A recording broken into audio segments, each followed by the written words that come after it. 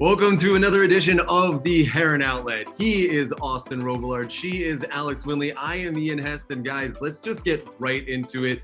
A huge come-from-behind win, to say the least. The magic was in the air in South Florida this past weekend. A come-from-behind 2-1 win over Minnesota United in the very first ever meeting between these two clubs. We'll get all into it, but guys, just how big of a win is this right off the bat for Miami to come in and get this win, coming off that loss against Atlanta United, come back and get that win and another 3 points, because Phil alluded to it. Every time you can get 3 points from here on out, it's going to be pretty big. Yeah, I think it's just as simple as looking at the table and where this put them in terms of the standings. I mean, if they would have lost this game, I think they're sitting in 12th place, and they won this game and it put them up 4 places. So they're all the way up to 8th place. They're sitting 2 points out of a playoff spot, right behind Cincinnati, who I don't trust as a team. New England as well, who they're 3 points behind, but they have a game in hand in 6th place. So there's so much to say about what this result did in terms of them being true playoff contenders.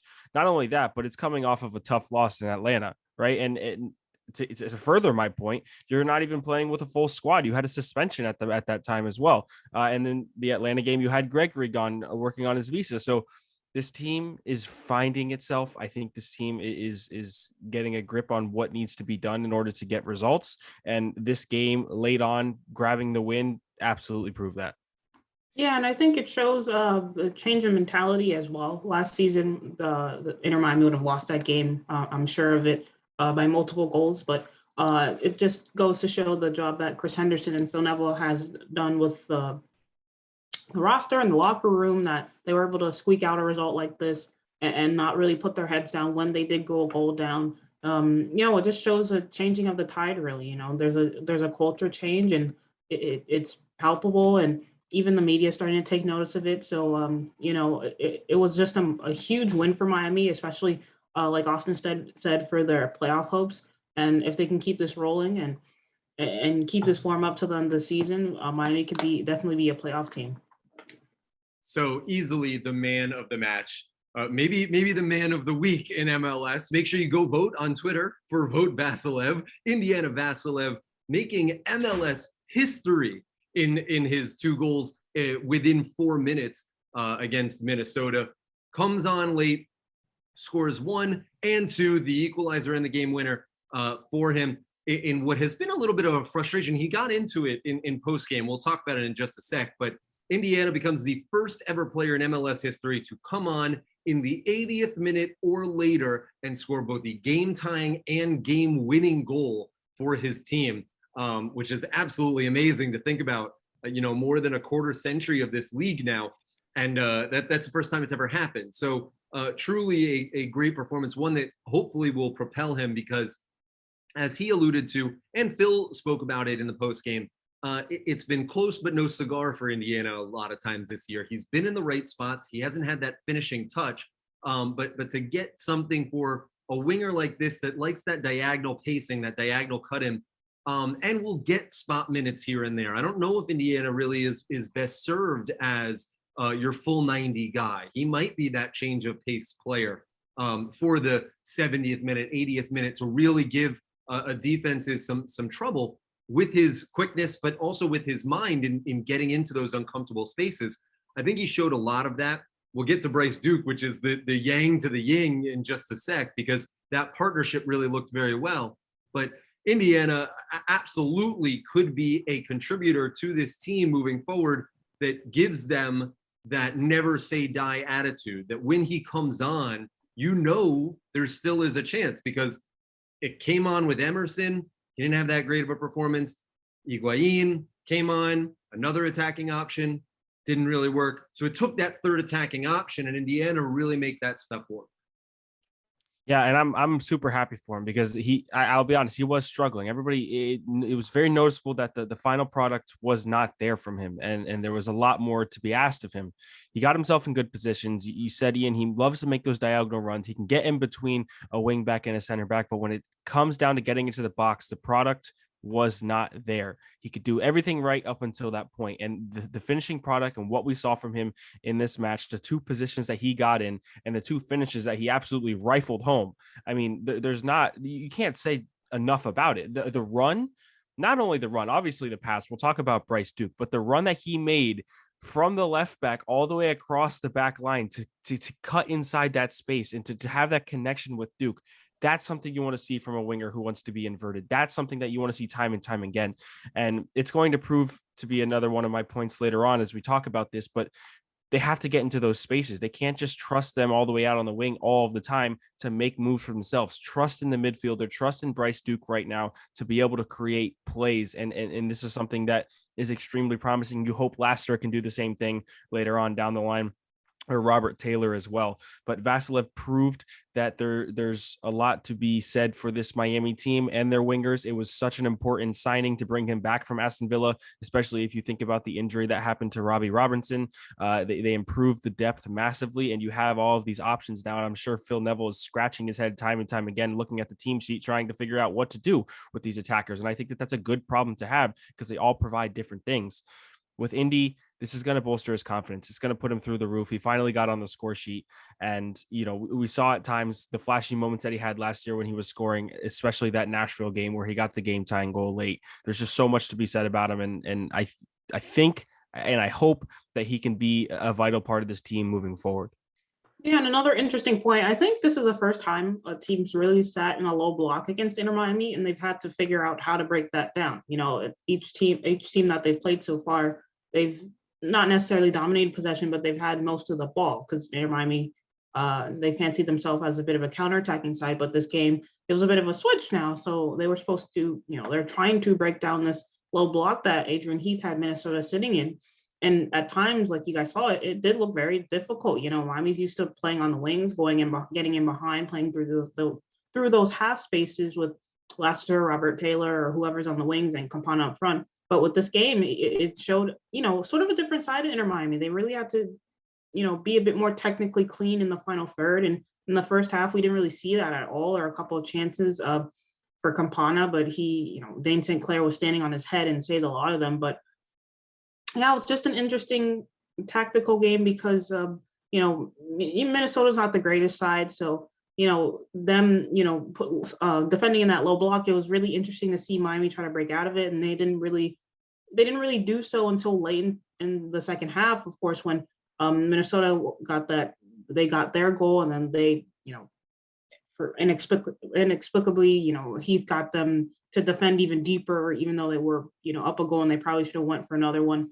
Because, Miami's defense did look shaky at times. But yeah, it was just really crazy that, this is the first time this season we really saw Miami try to break a team down. And, kudos to Phil Neville and his substitutions, Vassilev and even Emerson, which I know you guys said he didn't play too well, but there were moments where he did, dribble past a couple of guys and try to stretch the back line a couple of times. So, it was just really interesting to see, Vassilev coming on with his quickness and his quick feet and that left foot of his, it really, frazzled the Minnesota defense, and they were forced to, I believe Heath went into a back five to try to counteract that. So yeah, it was just super interesting to see, and Bryce Duke as well, just his playmaking ability, even at the age of 21. I think Miami really got a gem there, and I think, he keeps this up.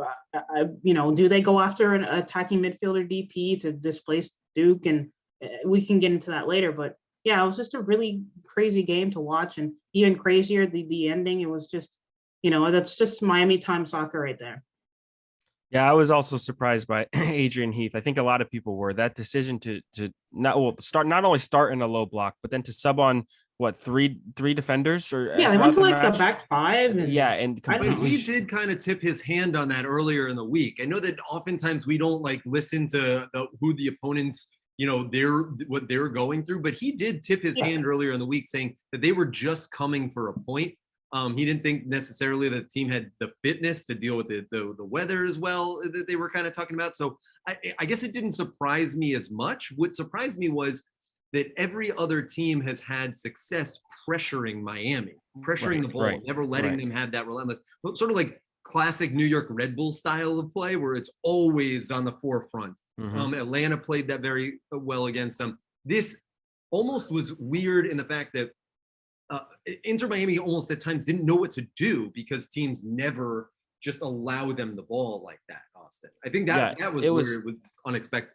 I agree. And Miami struggled with the ball in the first, especially in the first half. I thought it was very, it was a lackluster performance in terms of the passing department, in my opinion.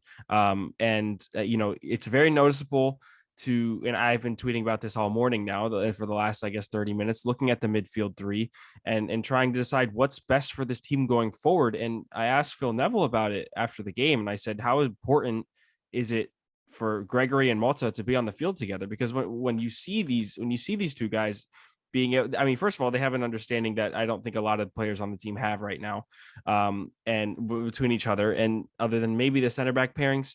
But if you look at that Atlanta game versus this Minnesota game versus the Portland win about 5 weeks ago now, the Portland win showed a true balanced midfield.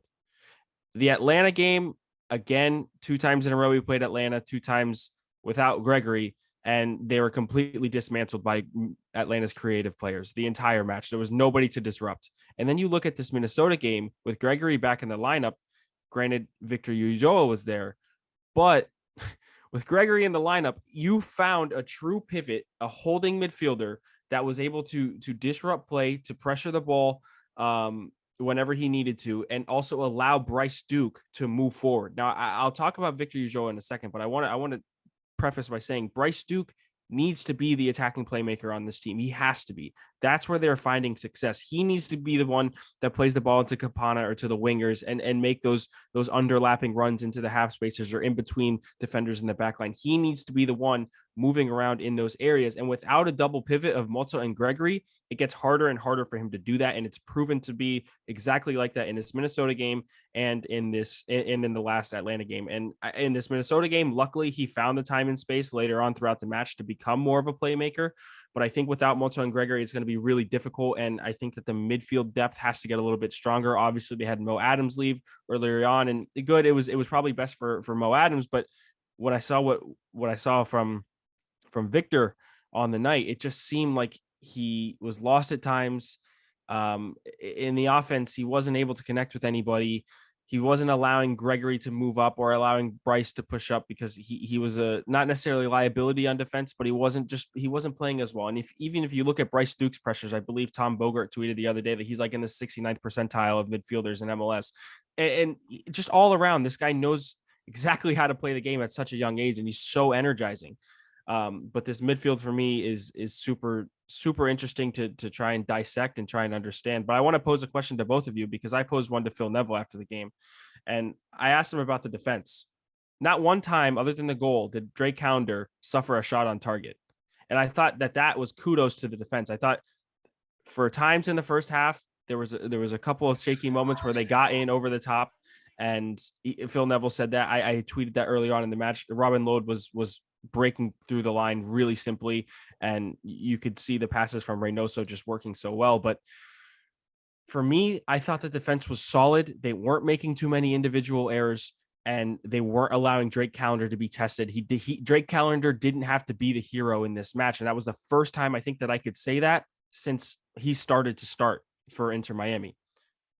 Was this a good performance for the defense or not? Because Phil Neville said that he was unhappy. And I thought that Damian Lowe put in a stellar performance, absolutely stellar. I know that he gave up the goal, right? He gave up the goal. It is what it is. But for 90 minutes, or we'll say 89 minutes, besides that one little second, Damian Lowe was outstanding. Ryan Saylor, nothing bad to be said about him. Chris McVeigh held his own. DeAndre Yedlin wasn't getting forward as much because it wasn't being seen a lot in the first half, so he stopped a lot of the overlapping runs. But I thought he held his own very well too. I thought the defense was good.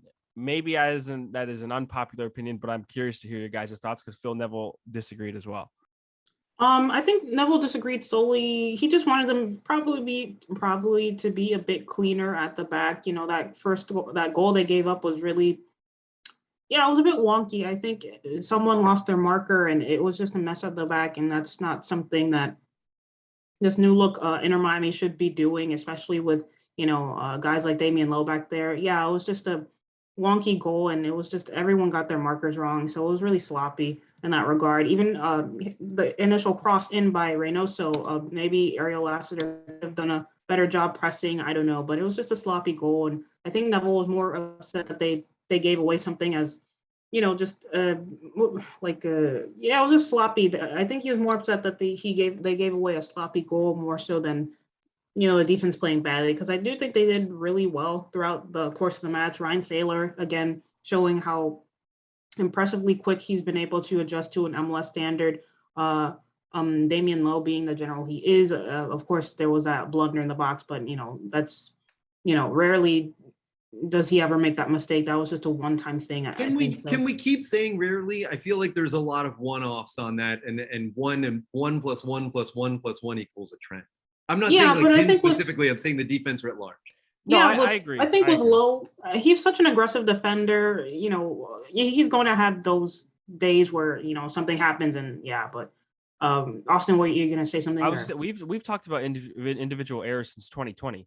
That's just been a constant theme with Inter Miami. It's been individual errors, but I thought that as a unit, this defense for 90 minutes, other than a couple moments in the first half, was stellar. Like they were not penetrated at all. Drake Callender was not tested. We did not have to talk about his performance. Drake Callender did absolutely nothing in this match other than concede a goal. That was it. I think where I would disagree with you is I think that Almeria helped them out a lot, because how many times can one man have a wide open shot opportunity and not take it?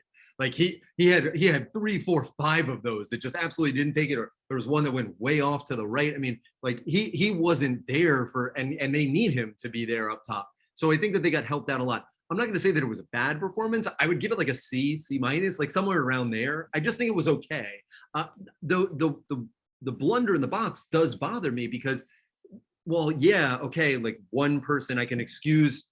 Damian Lowe is not going to be perfect every single time, so maybe this was his turn in the carousel. But it seems like every single game there's 1 or 2, and it might be a different guy every 1 or 2 games, but every single time that 1 or 2 little tiny mistakes, you can play well for 89 minutes. If you play terribly for 1 minute, well, it doesn't really matter. I mean, take Minnesota. Minnesota played well defensively for 83 minutes for the most part, and they wound up losing the game because of two opportunities that came on. So I'm a little past excusing those 1 or 2 blunders a game anymore, especially when opponents time and time again are converting them into goals. And let me ask you, I fully agree. I think that the individual errors have to stop. They have to stop. It's got to be so frustrating as a coach, as the manager, as a player on this team to keep on bearing witness to that. But I want to ask you this. You look at the Atlanta game and you look at this game with Mabika and Lowe versus Saylor and Lowe. The difference was very, very, very easy to tell that there was an improvement from one game to the next. And I also say this, I would be extremely shocked if there is another game that Inter Miami have this year where they only concede 1 shot on target. I would be shocked. I don't think that that's going to happen for the rest of the year. And that's why I'm praising his performance so much. And I granted, yes, he had his chances there, number 9. He did. He should have taken more shots. Actually, I think there were times where he probably gave up shots that he should have taken. And when he was taking shots, and it wasn't converting, but you take those as a striker, you take those games as a striker, and as a defense against a striker like that, you take these games and you go with it. But I think for the most part, they stood solid for so much of the game. And it's amazing to me when I looked at the scoreboard at the end of the game and I saw 0 shots or 1 shot on target for Minnesota coming from that individual error. And to not have given up something like that from a regular open play is something that I can admire. And that's why I'm talking so much about it. Yeah, I agree. I don't know. I think defensively, they've just gotten better as the season progressed. That 5-1 loss against Austin seems so long ago. And the fact that they're here challenging for a playoff spot now and, have a consistent back line that's not being switched around every 2 to 3 games. It only helped the team, and it'll help the team as a whole, because, the defense set, and then, the midfield is set. And now Miami just really needs to figure out how to get that attack to continue to, get consistent. So it's all, in the process with, Neville and his coaching staff and the organization as a whole, just to get to that consistent point. But they're certainly on the right track. I do want to talk about Bryce Duke for a little bit. Give the young man his due. Still only 20 years old. Tough to believe, because is playing wise beyond his years. Phil, in the post-game press conference, had said that he thought he was the best player on the entire pitch all night, I'm bound to agree with him on that. Probably the best game of Bryce Duke's career. That really has gotten into a mold of a little bit of, dare I say, consistency. I mean, he's still only 20, and a lot of the openings that we had seen with him were like little flashes of this, and it's coming with more consistency, with more repetition, and he seems more comfortable. I like his route one style. It's straight, it's direct, it's up the field, and it's right in your face. And you saw that on the first goal. He is not afraid to make that pass. If you look at the screenshot of that pass when the ball is played, I mean, he's completely like Vassilev is completely covered by three guys. How he's able to not only find that route, that run, but he's able to thread the needle right through was really impressive to me. I thought that he did a good job of holding in the attacking midfield. The pass percentage you had mentioned, Austin, passing in general was hit and miss, but the passing percentage in the attacking third was a lot better. I give that credit to Bryce Duke. And maybe with Campana's help, because Campana had his back to goal a lot more in that game. But I like what I see from Duke. The one thing that I would like to see a little bit more, and maybe this is being a little nitpicky, is rotational play around the outside, especially when you get closer to the box. A lot of the time it was either go forward or look to the left for Lassiter, which he clearly was a lot more comfortable playing, then over to the right with Taylor and a more traditional overlapping run with Yedlin. He looked just a little to that side, a little too much. And I think that was because Ulloa was pushing so far up the pitch on that right side. So he kind of just occupied that space. And this is what I was saying about the Brazilian double pivot with Mota and Gregory. If you have those two playing next to each other, and if you look at the maps in that Portland game where they played right off of each other, right in the center of the park, and Duke was so much more central in that match than compared to these ones. Bryce Duke just happened to play off of the left side because Ulloa was trying to occupy that half space on the right side. So for me, I definitely understand. I think Duke has a lot to develop in terms of his passing game. This pass was obviously magnificent, but I do agree that the rotational play could be better. The patience in and around the box. We talk all the time about how when they get around the box, they just can't figure out how to progress even more to get a good shot on target. The open play goals. If Duke can be that guy who can play at the top of the box on the half circle and be able to pivot between one side to the next, like you just said, Ian, instead of just looking to one side all the time, I think it could be a true game changer. I really do. Yeah, and one last thing about that Bryce Duke, that initial ball in on Indiana's first goal, he disguised it really well, because initially watching it at home on the screen, everyone thought, well, from my vantage point, it looked like he was going to try to shoot maybe. And I think that's why the Montreal, same colors, the Minnesota defense stepped up a little bit, because they thought maybe, he's going to either lay it off or maybe have a shot from here. So they all progressively stepped up. And that allowed Indiana to sneak in behind that central defender in that back five from Minnesota.